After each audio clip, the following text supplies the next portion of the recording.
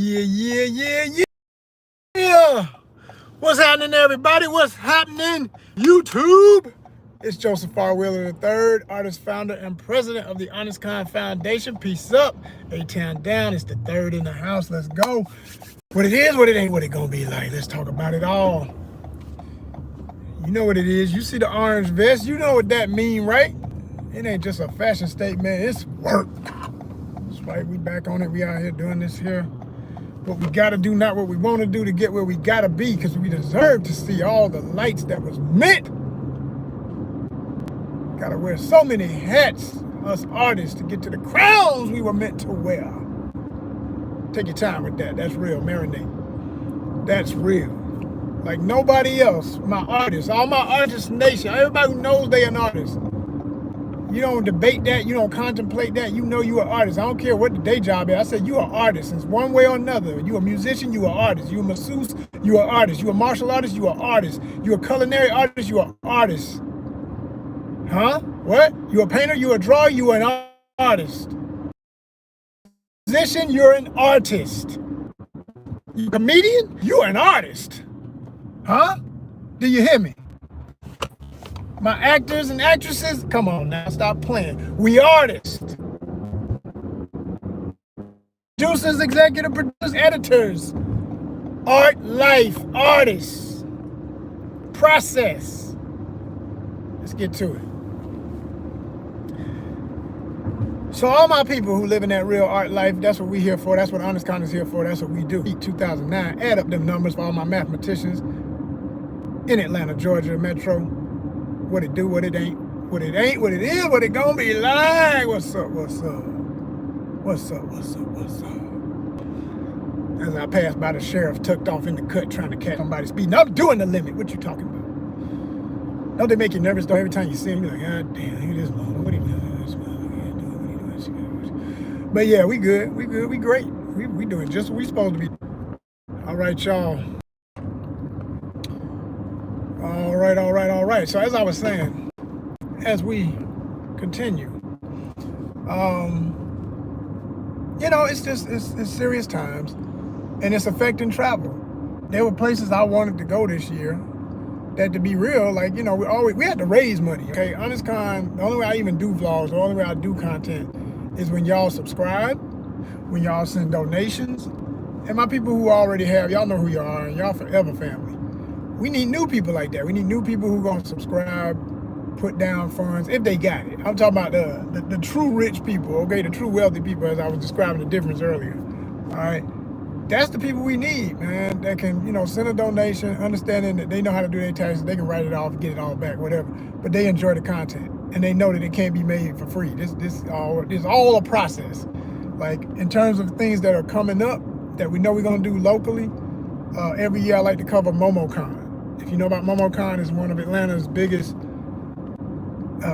comics and popular art convention, especially based on the themes of anime and manga from Japan. And it attracts all kinds of folks from all over the nation, and a lot of amazing voice talents from different films and stuff be there, behind tables signing autographs and all that good stuff. You have a little car show, of course, tons of, I'd say MomoCon, in my opinion, is the best con for cosplay in Atlanta. And that's hard to say because Dragon Con is definitely still the biggest, but it's almost neck and neck at this time in history. I think Dragon Con, it's great, it's phenomenal in its own right, and I always try to go to the parade or just walk the streets and get cosplayers outside the hotels, or go inside the food court area and get cosplayers and stuff, interview people, talk to folk, have a good time. But I'm telling you, like, the level of artistry I've seen at MomoCon, the levels they go to with their suits and costumes, I mean, it's Hollywood level. It's professional level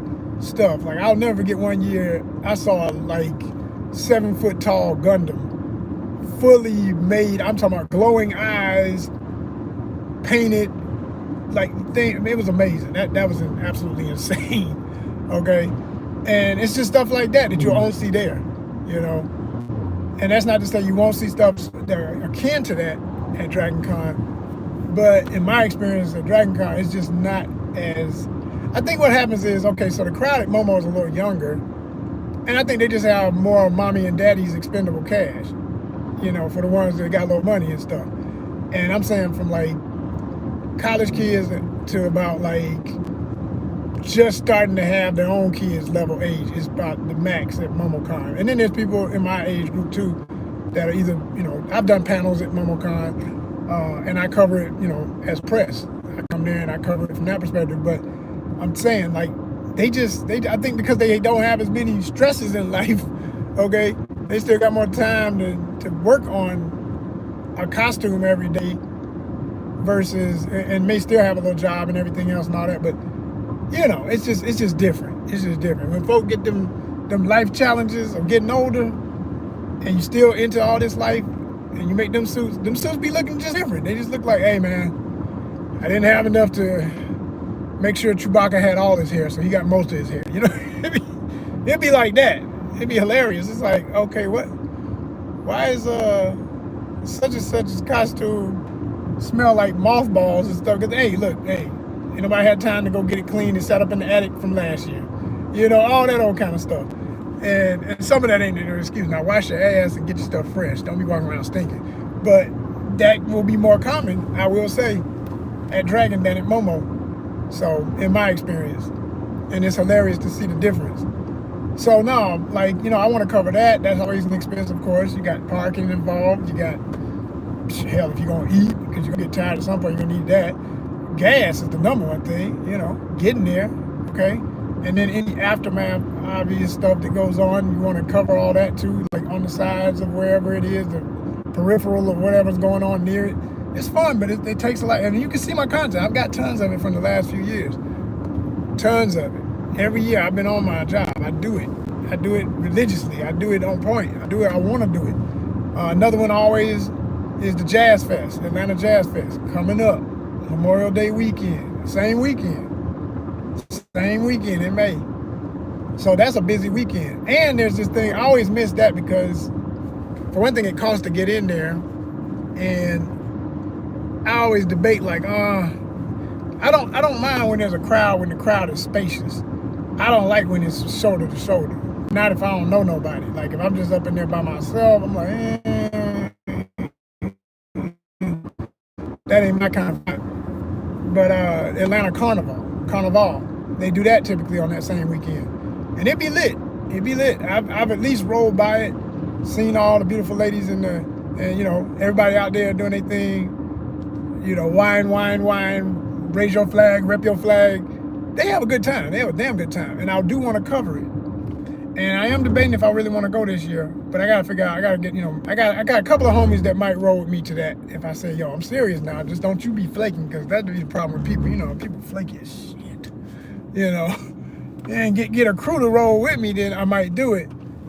Just for, safety in numbers and stuff. Because big crowd, like I say, all up on each other. That ain't the move. I like when there's, I don't mind when there's a crowd, when there's some space. Like, we got room, we can run if we need to, we can duck if we need.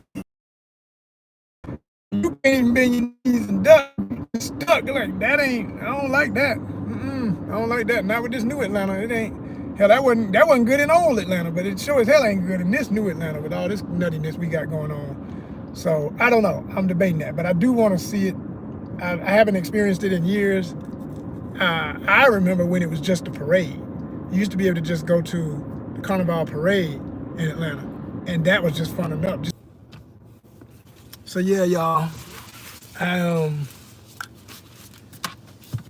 got more to say on this, but I'm gonna have to put it on pause, and I don't know. I'm debating if I want to just end this video or start another one later.